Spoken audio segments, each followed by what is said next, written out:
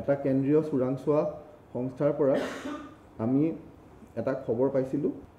এটা কেন্দ্ৰীয় চোৰাংচোৱা সংস্থাৰ পৰা আমি এটা খবৰ পাইছিলোঁ। অসম আৰক্ষীক এটা খবৰ দিছিলে সেই কেন্দ্ৰীয় চোৰাংচোৱা সংস্থাটোৱে যে আইচিছৰ দুজন টপ লিডাৰৰ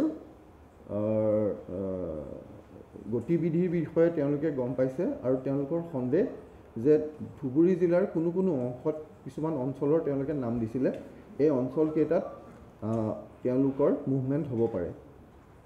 আৰু সেইকাৰণে আমি এই কামটো অসম পুলিচৰ পৰা স্পেচিয়েল টাস্ক ফ'ৰ্চক দিয়া হৈছিলে যে এই যিটো ইনফৰ্মেশ্যন আহিছিলে, যিটো খবৰ আহিছিলে, সেই খবৰটোৰ ওপৰত কাম কৰিবৰ কাৰণে 19 তাৰিখৰ দিনা আবেলি আমি STFৰ এটা দল লৈ মই নিজেই গ'লোঁ।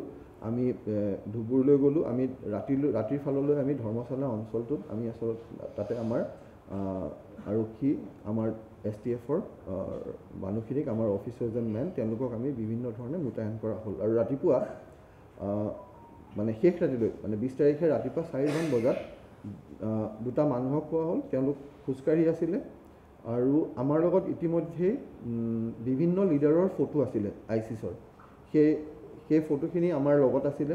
গতিকে যেতিয়া এই মানুহ দুটা পোৱা হ'ল, এই ফটোখিনিৰ লগত তেওঁলোকৰ চেহেৰা মিলোৱা হ'ল আৰু চেহেৰাখিনি মিলাই আমি গম পালোঁ যে তাৰে এটা মানুহ হ'ল হেৰিছ ফাৰুকী।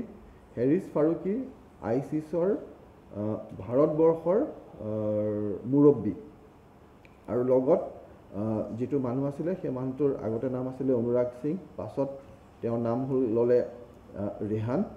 আৰু সেই ফটোখনো, সেই চেহেৰাটো আইডেণ্টিফাই হ'ল আৰু লগে লগে এই হেৰিছ ফাৰুকী আৰু অনুৰাগ সিঙক এলাইছ ৰেহান ওৰফে ৰেহান লৈ অনা হ'ল আমাৰ গুৱাহাটীলৈ। আৰু এই দুইটা মানুহ আচলতে NIAৰ পেণ্ডিং হৈ থকা কেছত, NIAৰ ইনভেষ্টিগেশ্যন কৰি থকা কেছত ৱান্টেড।